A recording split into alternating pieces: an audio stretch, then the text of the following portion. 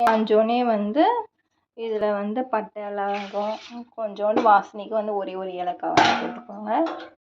கம்பு ஸ்டீலு இதில் கொஞ்சம் பட்டை அதெல்லாம் வந்து அப்படியே ஆட் பண்ணிக்கிறேன். மீடியம் சைஸ் வெங்காயம் அப்படியே இதில் வந்து ஆட் பண்ணிக்கலாம்.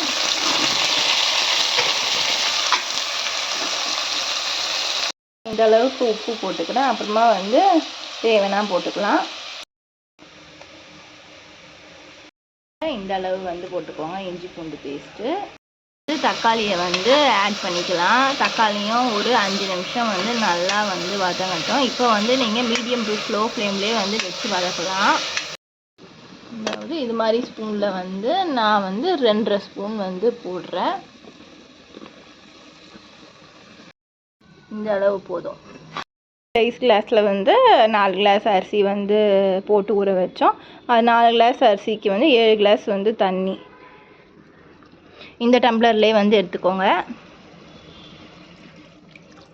குக்கர் வந்து மூடியாச்சு.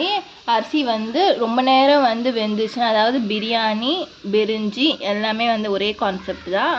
அரிசி வந்து உங்களுக்கு வந்து ஊற வைக்கிற டைம் பிரியாணி, அதாவது குக்கர் வந்து மூடியாச்சு. பிரியாணி பிரிஞ்சி எல்லாமே வந்து ஒரே கான்செப்ட் தான். இது வந்து நீங்கள் வந்து ஊற வைக்கிற டைம் வந்து, அதாவது அரிசி வந்து ஊற வைக்கிற டைம் வந்து ஒரு 20 மினிட்ஸ் 15 மினிட்ஸ் மேலே வந்து போச்சுன்னா உங்களுக்கு வந்து ஒரு விசில் வந்து விட்டு நீங்கள் வந்து ஸ்டீம் அடங்கினோடனே வந்து எடுத்தால் உங்களுக்கு வந்து அது வேற வேறையாக இருக்கும்.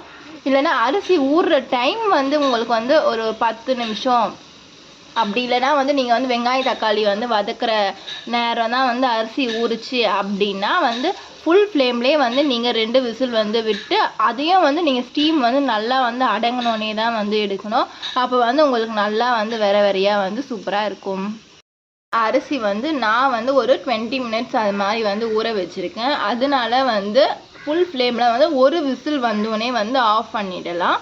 இன்னொன்று ஸ்டீம் அடங்கினோடனே வந்து எப்பவுமே எடுங்க. எது வந்து செஞ்சாலும் வந்து ஸ்டீம் அடங்கினோடனே வந்து எடுங்க. இல்லைனா அதுவே உங்களுக்கு வந்து வெடிக்க ஆரம்பிக்கும்.